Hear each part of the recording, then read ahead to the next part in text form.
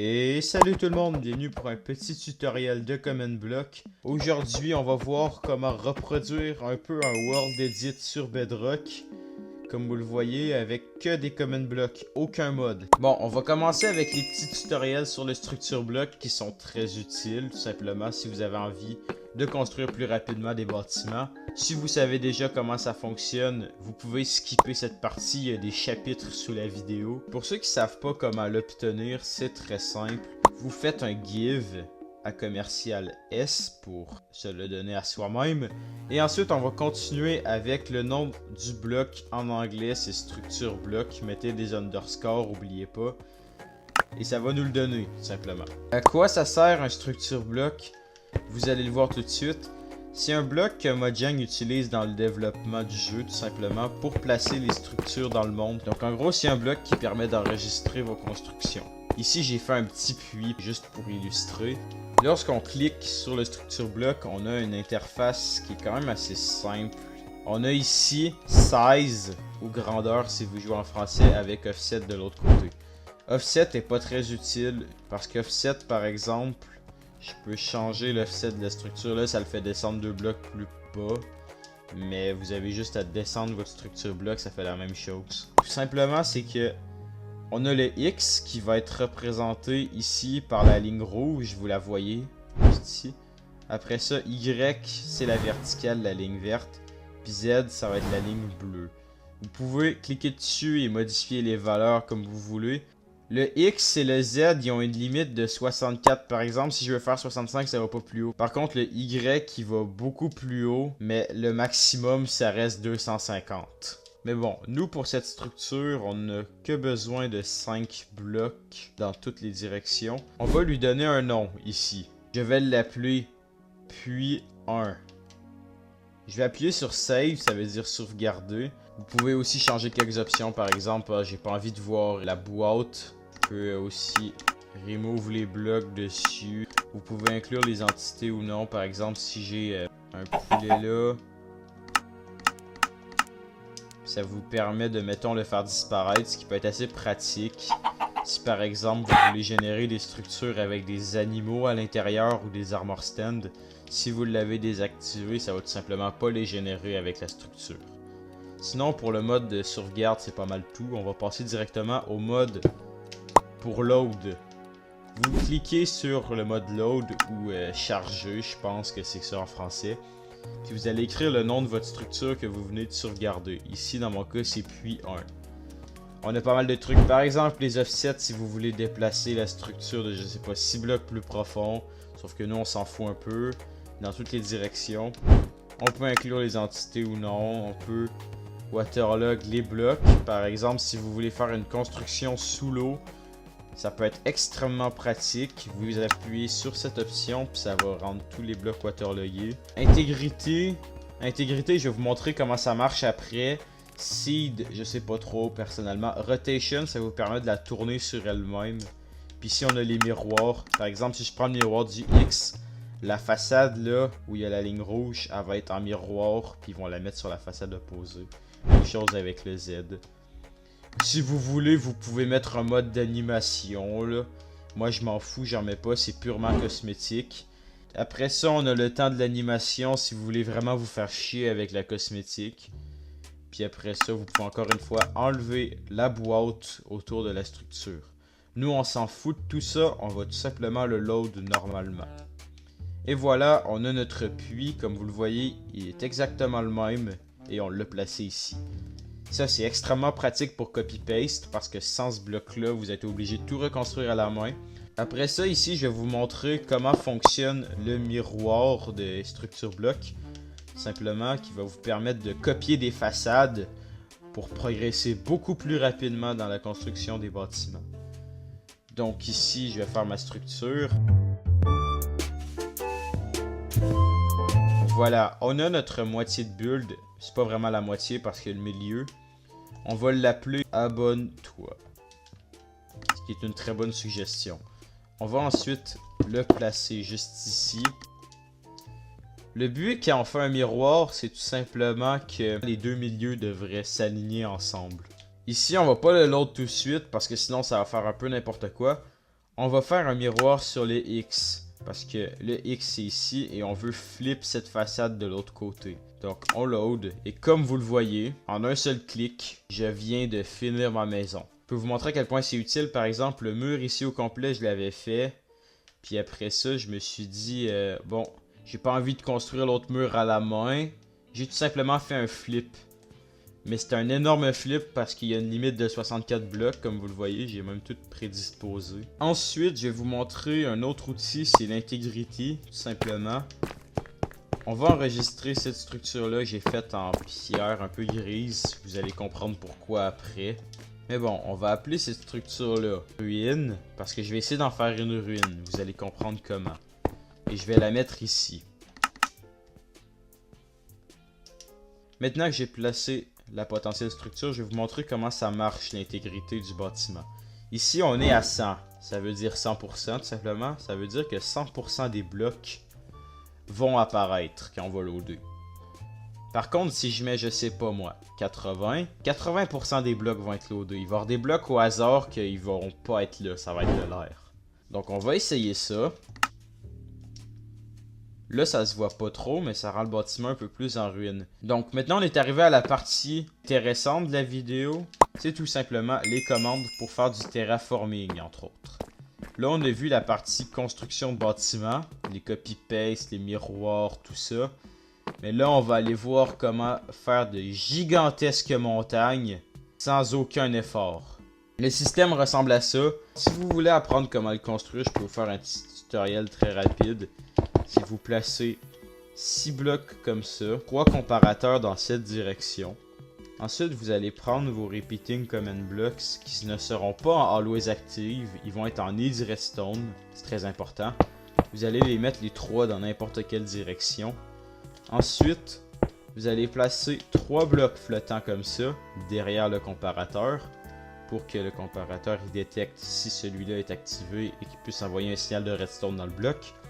Et derrière ces blocs, vous allez mettre d'autres repeating command blocks, encore une fois en needs redstone. 3 blocs par-dessus et vous allez placer des leviers au-dessus. Normalement, juste avec ça, le système fonctionne. Vous pourriez même les placer ici et on a, je pense, la version la plus compacte du système. Aussi, après avoir fait ça, je vous conseille très fortement de faire une structure de votre système, tout simplement. Parce que sinon, ça va être assez chiant à reconstruire à chaque fois. Parce que le système, tout simplement, il va fonctionner dans votre simulation distance. À moins que vous utilisez des chunks chargés ou des trucs du genre, il va fonctionner dans votre simulation distance. On va commencer avec détruire parce que c'est comme la plus simple. Pour détruire, j'ai décidé de prendre la pioche en bois. Ce qui fait du sens parce qu'on mine avec une pioche. Très important avant de faire les commandes. Vu qu'on utilise des repeat command block, vous allez faire un slash game rule command block output. Vous allez le mettre à false. Ce que ça va faire, c'est que ça va éviter que votre chat se fasse spammer de commandes effectuées. Puis ça va aussi permettre au jeu de mieux tourner parce que quand le chat se fait spammer, le jeu lag. Il faut aller voir notre première commande qui est la plus simple, c'est comment détruire. Toutes les commandes sont dans la description, donc si vous avez la flemme de tout lire et de copier à la main, ça peut être assez pratique.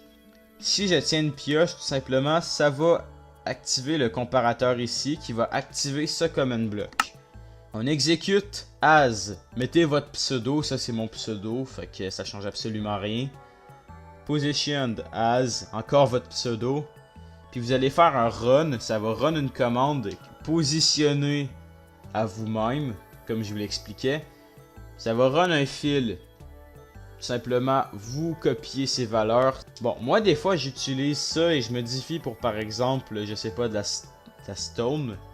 Si je veux faire des gros bouts de terrain pour remplir de l'air. Mais dans notre cas, on veut détruire. Je vais l'activer.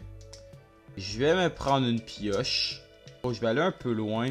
Comme vous le voyez, ça va détruire des blocs ici quand je le tiens. Et je peux me déplacer, ça va détruire des blocs selon ma position. Si vous voulez arrêter de détruire, vous faites juste changer de slot.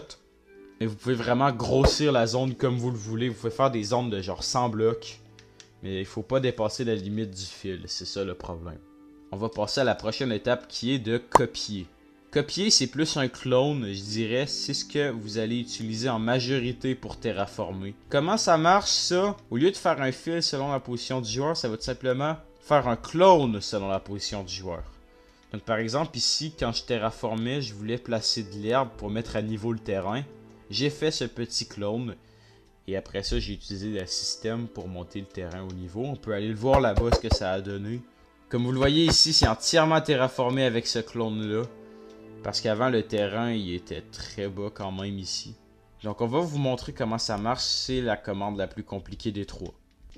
La première commande est exactement la même que l'autre, sauf que à la place de détecter si le joueur a une pioche en bois, on détecte s'il y a une wooden axe. On a encore le comparateur qui va se relier à notre common block. Celui-là est un peu différent, tout simplement. Mais avant de le faire, il va falloir faire une zone de sélection. C'est très important. Faites une zone quand même assez grosse, mais pas trop. Parce que, par exemple, on peut utiliser des blocs pour faire du terrain. Mais vous pouvez aussi faire, par exemple, des arbres custom.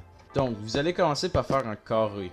Bon, de n'importe quel bloc, c'est pas grave. Parce que c'est juste pour vous indiquer où la sélection. Je vais aller activer mes coordonnées pour mieux vous illustrer. Par exemple, ici, je suis en 716,65 moins 770. Vous allez prendre la deuxième coordonnée qui va être la plus haute. Puis vous allez prendre ces deux coordonnées et les foutre à l'intérieur de ce common block. En premier, il faut faire un execute exactement pareil comme l'autre avec votre pseudo deux fois. Ici, on va run un clone. C'est ici qu'on va foutre nos deux coordonnées. Par exemple, ici, on a la première que je vous avais montré et l'autre. La zone de sélection, vous pouvez en faire ce que vous voulez. Vous pouvez la faire de 50 blocs, un bloc, c'est vous qui décidez. Ensuite, on a quelques petites valeurs qui vont déterminer où le clone va avoir lieu. Et vous allez mettre masked normal. Ce qui est important à faire ici, c'est que comme on n'a pas une distance de simulation infinie, il va falloir loader le chunk. Vous allez tout simplement faire un slash ticking area add, puis vous allez mettre les deux coordonnées qu'il y a dans votre common block. Moi, je l'avais déjà fait de base. Ça va permettre de faire en sorte que toute cette zone-là va être loadée en permanence. Vous pouvez faire de même avec ça, mais je trouve pas ça trop pratique. Je préfère déplacer mon système de command block à ma construction. Je prends ma hache, j'active le truc. Et là, on va, je sais pas moi, ici la transition est pas belle. Je vais commencer à placer, là je l'ai mal fait. Et comme vous le voyez, on commence déjà à ajouter des blocs ici. Il y a pas mal de stratégies que vous pouvez utiliser avec ça. Il y a une possibilité infinie d'utilisation. Comme je vous parlais, il y avait les arbres. Mais une stratégie que j'adore, c'est que j'ai utilisé énormément là-bas, là, c'est que vous mettez du sable. Puis vous allez la faire un peu en forme de cône. Puis par exemple, mettons, je vais aller commencer à placer des blocs. Ils vont directement tomber à terre. Donc j'ai pas besoin de, je sais pas moi, calculer mes mouvements et tout. Je peux juste me promener dans les airs. Puis ça va me faire des montagnes ou des pentes à pic très facilement. Par contre, c'est pas parfait, ça va faire du terrain un peu brut, il va falloir corriger à la main. Donc voilà, ici j'ai un petit pic montagneux vraiment pas gros là. Puis après ça, vous allez pouvoir remplacer le sable par un autre bloc que vous désirez. Vous pouvez aussi utiliser tous les blocs qui sont soumis à la gravité, puis les remplacer par des blocs différents après. Si vous voulez faire des murailles, c'est assez pratique aussi. Ici, je vais placer ça. Et on va commencer à placer une muraille. Comme vous le voyez, je vais commencer à faire une muraille un peu rough, mais elle se place très facilement. Comme vous le voyez, j'ai un début de muraille, je vais pouvoir le détailler après, mais c'est extrêmement rapide. Les arbres, je vais faire un petit arbre rapide, pas très beau, mais c'est juste pour illustrer. Donc voilà mon petit arbre de test. Il faut mieux contrôler votre système par contre dans ce cas-là. Parce qu'il ne faut pas vous déplacer, sinon ça va faire des atrocités vivantes. Si je me descends un peu, je vais en placer un ici. Puis là, comme vous voyez, il flotte, mais comme c'est un arbre, vous pouvez ajuster toujours la taille du tronc.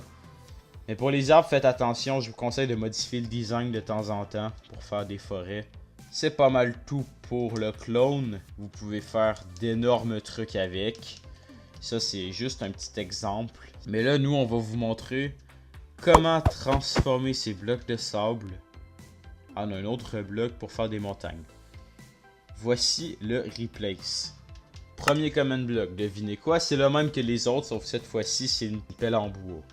Ça fait la même chose, et ici, on va avoir un execute, qui est presque exactement le même que celui du destroy. Mais sauf que là, à la fin, on va mettre stone et replace sand. Par exemple, si je l'active et je commence à faire mes trucs, voilà, j'ai tout remplacé avec de la pierre. Et là, je vais tout remplacer la montagne. J'ai maintenant un bon début de pic.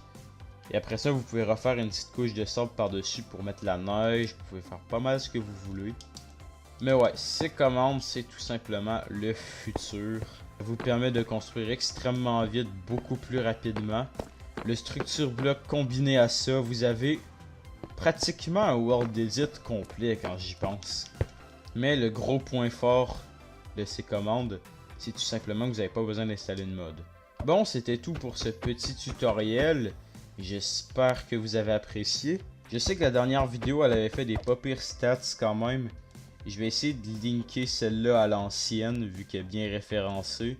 Parce que l'ancienne vidéo ne fonctionne plus, tout simplement, c'est un tutoriel inutile. Mais ouais, si vous êtes intéressé de suivre un peu ce que je fais en termes de construction, je fais pas mal de trucs cool. Ici, par exemple, ça va être une basilique inspirée de plans réels. Puis c'est un bâtiment qui va être construit dans la vraie vie. On le construit sur Minecraft avant qu'il soit construit dans la vraie vie. C'est quand même assez intéressant. Ici, j'ai le gros château steampunk. Puis j'ai même d'autres maisons là-bas avec des canaux et tout. C'est assez stylé. Si vous avez d'autres problèmes avec les common blocks et vous avez besoin d'un petit tuto pour quelque chose, je suis rendu assez expérimenté avec les common blocks, donc je pourrais vous faire des tutoriels personnalisés si vous voulez. Aussi, j'ai un serveur Discord. Si vous avez envie de parler avec d'autres personnes qui jouent à Minecraft ou faire des survies avec eux, ça peut être assez intéressant. C'est tout pour cette vidéo, likez, abonnez-vous pour le référencement et je vous dis salut!